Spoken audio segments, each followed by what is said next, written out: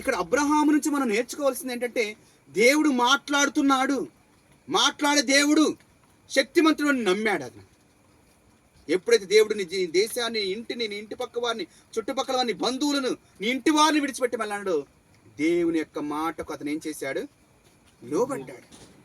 లోబడాడు. రెండవదిగా దేవుని యొక్క మాటను ఆలకించడమే కాదు కానీ దేవుని యొక్క మాటకు విధేయత చూపించాడు. ఇతను చెప్పేది ఏంటంటే తిరస్కరించలేదు. దేవుడు అతను ఏం చెప్తున్నాడు? నువ్వెవరినైతే దీవిస్తావో వారిని నేను చేస్తానంటున్నాడు, నేను ఎలా రూపొందిస్తానంటున్నాడు? ఈ జాతి అన్నిటికీ, సర్వజాతి అన్నింటికన్నా నిన్ను ఒక గొప్పవాడిగా చేస్తానంటున్నాడు.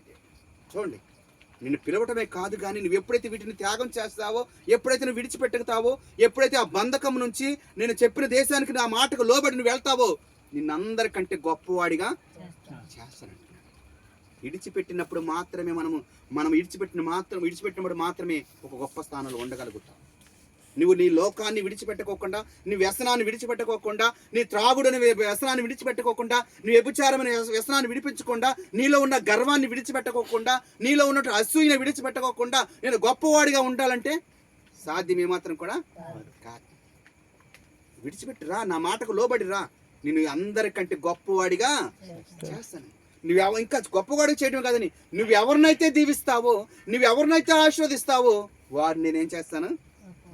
నేను దీవిస్తాను. నువ్వు ఎవరిని దీవిస్తే నేను వారిని దీవిస్తాను, ఎవరిని ఆశీర్వదిస్తాను నేను ఆశీర్వదిస్తాను, ఎవరిని శపిస్తే వారిని నేను శపిస్తానంటున్నాడు. అంత గొప్ప వరం ఇస్తానంటున్నాడు. ఎప్పుడు కూడా మనం దేవుని సన్నిధికి రావటం అంటే చాలా త్యాగంతో కూడింది. ఎందుకంటే చాలాసార్లు మనం ఎన్నో పనుల భారంతో దేవుని సన్నిధికి రావడానికి మనం నిర్లక్ష్యం చేస్తూ ఉంటాం. అతను కానీ అబ్రహాం తన దేశాన్ని, తన ఇంటి వారిని విడిచిపెట్టాడు. మన దేవుడు మన దేశాన్ని, మన ఇంటిని, మన చుట్టూ బంధువుల్ని విడిచిపెట్టి రమ్మంటలేదు కదా, దేవుని సన్నిధికి రమ్మంటున్నాడు. ఇదిగో నువ్వే బంధకాలైతే ఉన్నావో, ఏ లోక ఆశల్లో నువ్వు ఉన్నావో వాటి విడిచిపెట్టి నా సన్నిధికి రా. ఎందుకు? నా సన్నిధికి రావటం వల్ల నీకేం కలుగుతుంది? నెమ్మది కలుగుతుంది, సమాధానం కలుగుతుంది, సమృద్ధి కలుగుతుంది, నీ భారం తొలగిపోతుంది, నీ విశ్రాంతినిస్తానని పలుకుతున్నాడు దేవుడు. నిన్ను ఆశీర్వదిస్తానంటున్నాడు, నీకు ఆరోగ్యం ఇస్తానంటున్నాడు. కానీ మనం విడిచిపెట్టి వస్తున్నామా? రావట్లేదు. ఏదో పనుల భారాన్ని పెట్టుకొని, ఏదో ఆలోచన పెట్టుకొని ఈరోజు నిర్లక్ష్యం చేస్తూ దేవుని మాటకు లోబడలేని స్థితిలో మనం ఉంటున్నాం. రాత్రి కాల సమయంలో అబ్రహాము మనకు నేర్పిస్తున్నాడు దేవుని యొక్క మాటకు లోబడే తత్వం, దేవుని యొక్క మాటకు విధేయత చూపించారు పిలుస్తున్నాడు దేవుడు. మైక్ పెడుతున్నారంటే అది ఎవరి కోసం అనౌన్స్మెంట్ చేస్తున్నారంటే బిడ్డలు, అది ఎవరి కోసం అంటే ఎవరు పిలుస్తున్నారంటే ఎవరు పిలుస్తున్నాడు? తంబియో పిలవటమో, రాజేష్ పిలవటమో, రంగబాబు పిలవటం కాదు, కానీ దేవుడే మేము పిలుస్తున్నాడు. సమయం అయింది కాబట్టి దేవుని సన్నిధికి మీరు రండి అనే అనౌన్స్మెంట్కి వినపడుతుందంటే అది వాళ్ళు చెప్పడం కాదు, కానీ దేవుడే మిమ్మల్ని పిలుస్తున్నాడు. వారి రూపంలో మిమ్మల్ని పిలుస్తూ ఉన్నాడు, ఆహ్వానిస్తున్నాడు. నా చెంతకు రండి, నేను మీకు విశ్రాంతిని ఇస్తాను, మీ సమృద్ధిని ఇస్తానని పిలుస్తున్నప్పుడు వస్తున్నామా? ఇంటిని విడిచిపెట్టగలుగుతున్నామా? మన యొక్క బంధకాలను విడిచిపెట్టగలుగుతున్నామా? మన వ్యసనాల నుండి విడిచిపెట్టగలుగుతున్నామా? విడిచిపెట్టినప్పుడు మాత్రమే నేను గొప్ప చేస్తానండి, ఆశీర్వదిస్తానంటున్నాడు దేవుడు. అబ్రహామును ఆశ్రయించిన దేవుడు, అబ్రహామును దీవించిన దేవుడు నిన్ను కూడా దీవించడానికి ఇష్టపడుతున్నాడు దేవుడు. ఏ భేదము లేదు, అందరూ కూడా పాపం చేసి దేవుడు అనుగ్రహించే మహిమను ఏం చేస్తున్నాడంట? పొందుకోలేకపోతున్నాడు. దేవుడు ఏ భేదము లేకుండా ప్రతి ఒక్కరిని కూడా ప్రేమిస్తూ ఉన్నాడు. ఒకనొక రీతిగా ప్రేమించే దేవుడు మన దేవుడు కాదు. సమస్త మానవాళ్ళని ఎలా చూస్తున్నాడు? సమదృష్టితో చూస్తున్నాడు. గొప్ప పేద అనే తేడా లేకోకుండా ప్రతి ఒక్కరిని కూడా ప్రేమిస్తున్నాడు దేవుడు.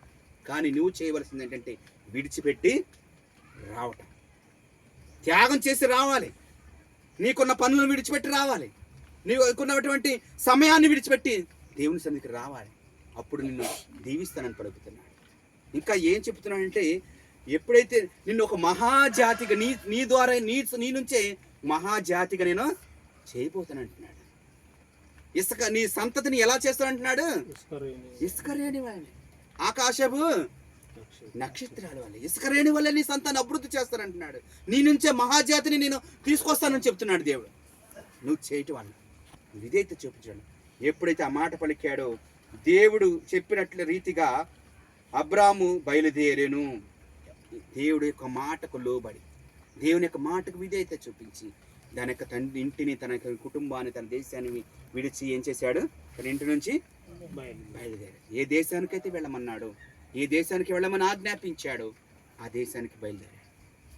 ఆ దేశానికి వెళ్ళినప్పుడు అక్కడ అబ్రహాం ఒక బలహీనత ఏర్పడింది, ఒక సమస్య ఏర్పడింది, ఒక అబద్ధం చెప్పని స్థితిలోకి వచ్చేసాడు. ఏమని చెప్పాడు తన భార్యని సారాని? నా చెల్లెని చెప్పుకున్నాడు. ఎందుకంటే నా భార్య అని చెప్తే వాళ్ళు ఏమన్నా నన్ను చంపేస్తారేమో, ఎందుకంటే నా భార్య అని చెప్తే వాళ్ళు నన్ను బ్రతకనేమనని భయపడి ఏమని చెప్పుకున్నాడు? నా చెల్లెని చెప్పుకున్నాడు. సారాని తన సొంత భార్యని చెల్లెని చెప్పుకున్నాడు. తన చెల్లెని చెప్పుకున్నప్పుడు రాజు ఆ యొక్క సారాని ఇష్టపడుతున్న సమయంలో అక్కడ దేవుడు యొక్క కోపానికి, దేవుడు ఆ చిత్తానికి వారిని పిలుచుకున్నాడు. కాబట్టి దేవుని యొక్క కాపుదల వారిపై, తన బిడ్డలు నమ్మిన బిడ్డలకి ఏ హాని కూడా కలుగదు, చేయజాలదు. అంతే, అంత గొప్ప దేవుడు. తన పిలుచుకున్న దేవుడు ఎప్పుడైతే రాజు సారాని పెళ్లి చేసుకుని అనుకున్నాడో అప్పటి నుంచి కూడా రాజుకు, ఆ రాజ్యంలో ఏం కలిగింది? అన్నీ కూడా నష్టాలు కలుగుతున్నాయి, ప్రమాదాలు కలుగుతున్నాయి. ఇదంతా చూసి ఆ యొక్క రాజు భయపడిపోయాడు. ఇదిగో ఇదేది మీ నిజంగా చెప్పు, ఏమై ఎవరు అని అడిగినప్పుడు ఆమె నా భార్య అని చెప్పు. అయ్యా ఎందుకయ్యా నాకు అబద్ధం చెప్పావు? ఇగో నీ దేవుడు మమ్మల్ని, నీ తప్పు, నీ భార్యని మేము ఇష్టపడటం వల్ల మేవన్నీ శిక్షకు పాత్రులమయ్యాము. ఇదిగో నీ భార్యని తీసుకొని దేశాన్ని విడిచి వెళ్ళిపోమన్నా. ఇన్నొక శ్రమలు ఎదిరించి దేవుడు చెప్పాడు కదా అని వెళ్ళినప్పుడు సంతోషంగా అబ్రహాం జీవించలేదు, ఆనందంగా జీవించాలి, సుఖశాంతులతో జీవించాలి. ఎన్నో బాధలు, ఆయన ఎన్నో సమస్యలు అబ్రహాము ఎదుర్కొన్నాడు. దేవుడు పిలిచాడు కాబట్టి, దేవుడు పిలుచుకున్నాడు కాబట్టి అవన్నీ కూడా తట్టుకొని అబ్రహాం ఏం చేశాడు? నిలబడ్డాడు. దేవుని వాగ్దానం చేశాడు. ఎప్పుడు పిలుచుకున్నాడు? దేవుని వాక్యం చెప్పింది. ఎప్పుడు అబ్రహాముని పిలుచుకున్న సమయంలో అబ్రహాము వయసు ఎంత? 75 సంవత్సరాలు.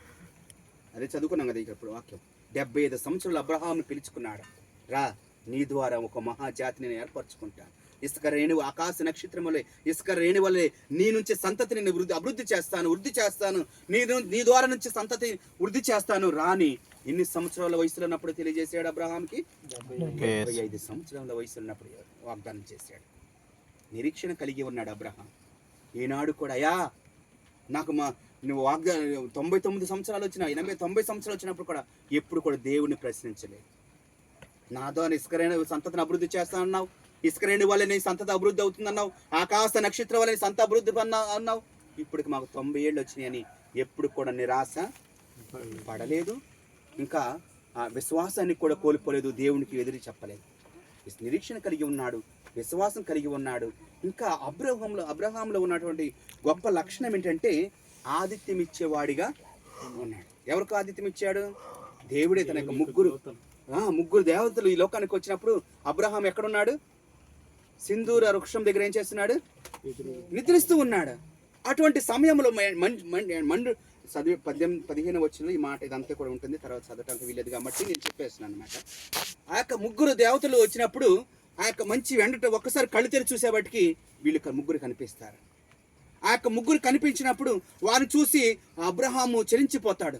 ఎంతో ప్రయాణం చేసుకుంటూ వచ్చారు, ఎంతో దూరం నుంచి ప్రయాణం చేసుకుంటూ వచ్చారు. ఇదిగో మా గృహంలోకి రండి, కొంచెం సేద తీర్చండి, అలసట తీర్చుకోండి అని తన యొక్క ముగ్గురిని కూడా తన ఇంటికి ఏం చేశాడు? ఆహ్వానించుకున్నాడు. అయ్యా మీరు ఎంతో దూరం నుంచి ప్రయాణం చేసుకుంటూ వచ్చారయ్యా, మా ఇంటికి రండి, సేద తీరండి, కొద్ది విశ్రాంతిని పొందండి, మీ ఆకలి తీర్చుకోండి. ఆ ముగ్గురిని కూడా తన ఇంటికి ఆహ్వానించుకునే కాదు కానీ తన యొక్క భార్యతో గబగబా సారాతో ఏం చేశాడు? ఇదిగో 3 మానుల పిండిని నీవు రొట్టెలు చేయి అని సారాకు అప్పగించాడు. సారాలో ఉన్న కూడా గొప్ప లక్ష్యం ఏంటంటే అబ్రహాం ఎప్పుడైతే చెప్పాడో ఆమె ఆ 3 మానుల రొట్టెలు తయారు చేయటం ప్రారంభించింది. అదే మనం అయితే ఏం చేస్తాం? మన ఇంట్లో ఆడవాళ్ళు అయితే ఏం చేస్తారు? ఏంటి 3 మానుల పిండితో నేను రొట్టెలను చెయ్యాలా? కుదరదు. అక్కడ యుద్ధమే జరిగిద్ది, గొడవే జరిగిద్ది. కానీ సారా గొప్ప లక్ష్యం ఏంటంటే అబ్రహాం తన యొక్క భర్త అయినట్టు అబ్రహాం మాటకు ఆమె కూడా ఏం చేసింది? గౌరవించేదిగా ఉంది, మాటకు విధేయత చూపించేది లాగా ఉంది. భర్త యొక్క మాటకు లోబడి గౌరవించి లోబడి మాట విధేయత చూపించే భార్యగా సారా కూడా ఉంది. 3 మానుల పిండిని రొట్టెలు చేయడం అంటే సాధ్యము కాదు. అదే మనం 1 కేజీ ప్యాకెట్ గోధుమ పిండి తీసుకొచ్చుకుంటే అది వారం రోజులు మనం వాడుకుంటాం. కానీ అక్కడ 3 మానుల పిండి సారా రొట్టెలు చేసింది.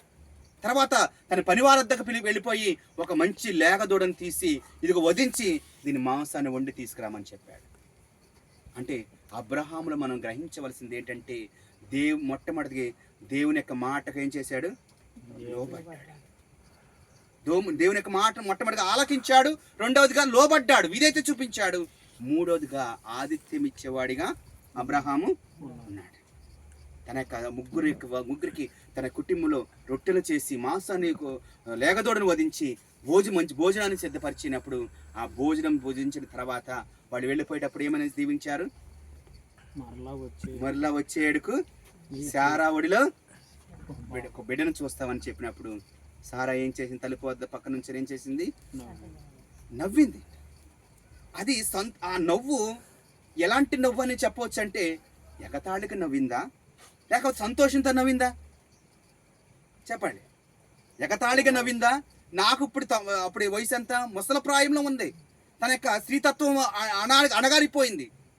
99 సంవత్సరాల్లో దేవుడు వాగ్దానం, నీవు మరొక వేడుకు వచ్చేసరికి నువ్వు సంతానాన్ని పొందుకుంటావు, నువ్వు బిడ్డను కలిగి ఉంటావు, నీ ఒడిలో సారా ఒడిలో ఒక బిడ్డ ఉంటుంది అని చెప్తుంటే అక్కడ తలుపు చాటు వింటున్నటువంటి ఆ యొక్క సారా పక్కును నవ్వింది.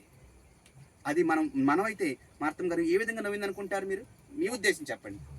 సంతోషంతో నవ్విందా? ఇప్పుడు ఈ వయసులో నాకు బిడ్డలేంటి, ఈ వయసులో నాకు ముసలవై ప్రాయంలో స్త్రీతత్వం అణగారిపోయిన స్థితత్వంలో ఇప్పుడు నాకు బిడ్డలేంటని ఎగతాళికి నవ్విందా లేకపోతే సంతోషంతో నవ్విందంటారా? ఎగతాళిగా నవ్వింది. రాజేష్ గారు మీ ఉద్దేశం?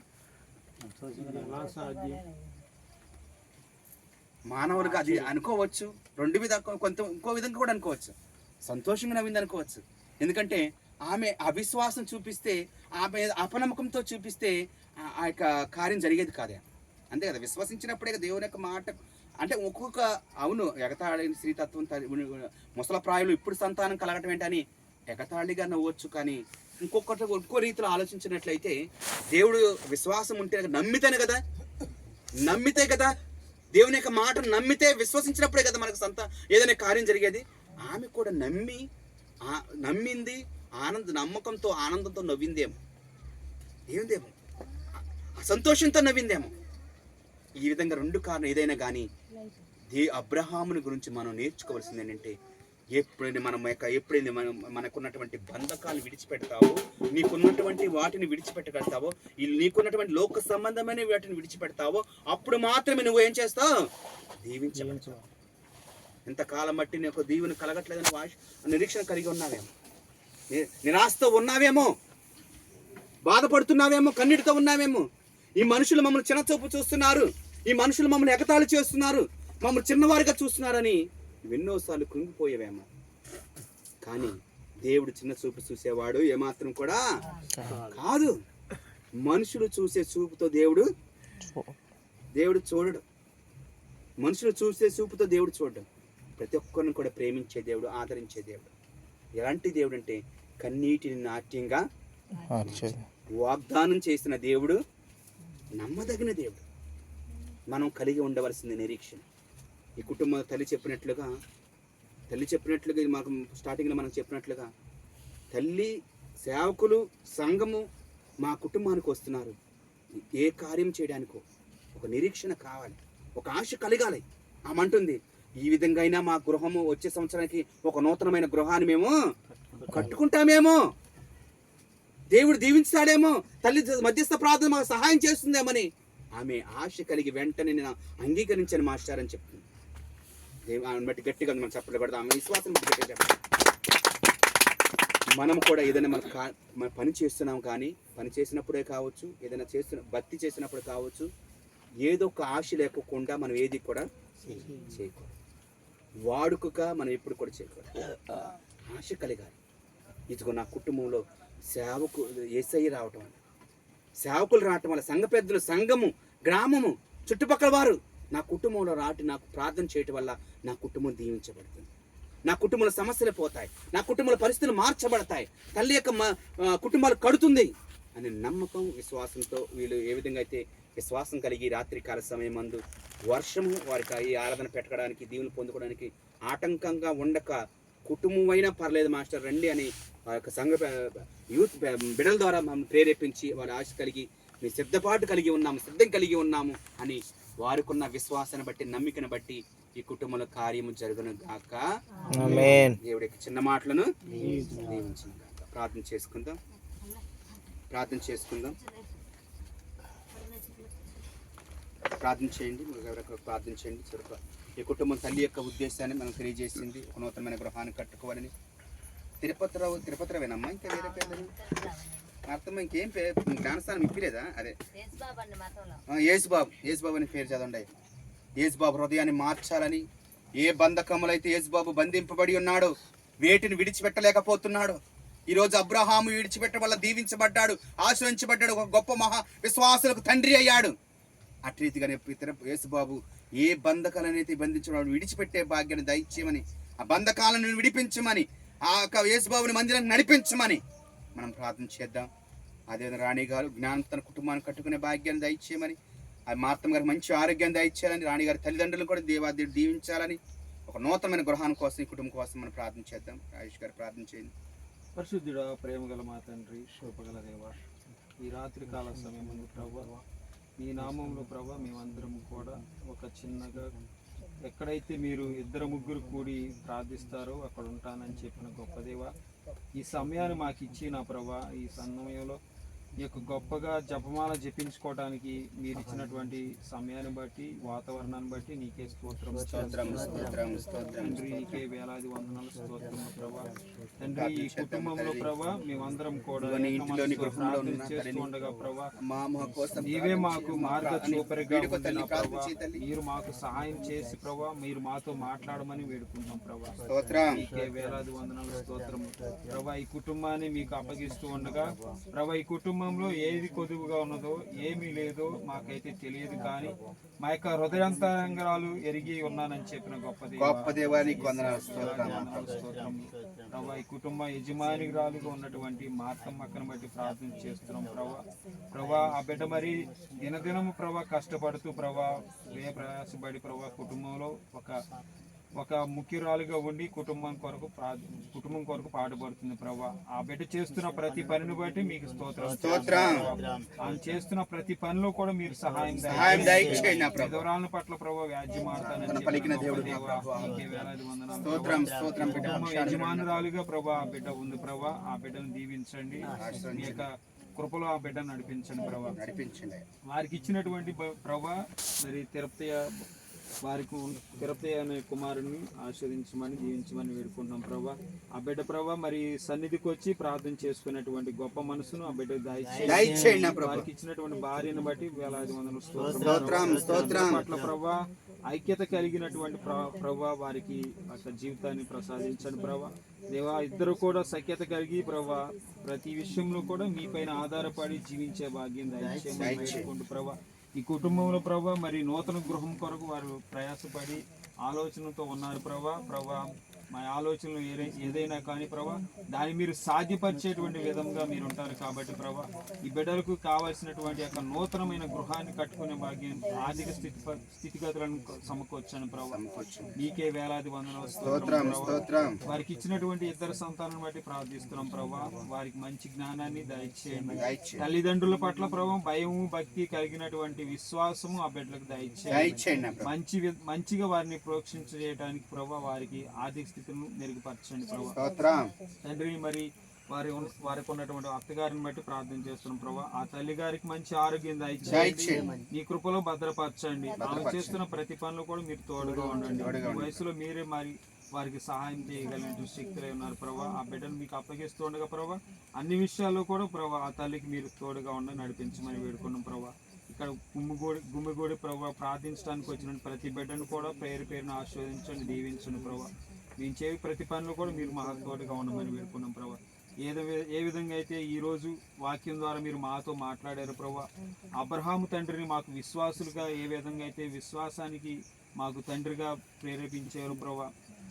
అదే విధమైన విశ్వాసం ప్రభా ఈ కుటుంబంలో పెంపొందింప చేయండి ప్రభా. వారికి ఉన్నటువంటి ప్రతి తలంపు కూడా ప్రభా నెరవేరినట్లు సహాయం దయచేయండి. నీపైన ఆధారపడి జీవించే భాగ్యం దయచేయండి. కుటుంబంలో ఏ విధమైన కొదువు లేకుండా సహాయం దయచేయండి. అమ్మ మరియ తల్లి, మీరు ఆనాడు మరి కానాను విందులో పాల్గొన్నప్పుడు ఆ యొక్క విందులో ఏ విధమైనటువంటి కొదువు లేకుండా మరి మీ యొక్క ప్రార్థన ద్వారా తండ్రికి చెప్పినప్పుడు మీ మాట చొప్పున మరి అక్కడ గొప్ప అద్భుత కార్యం జరిగింది తల్లి. మీ యొక్క ప్రార్థన జీవితం, మీ యొక్క ప్రార్థన సహాయం ఈ కుటుంబంలో ఎంతో అవసరమైనది ప్రభు తల్లి.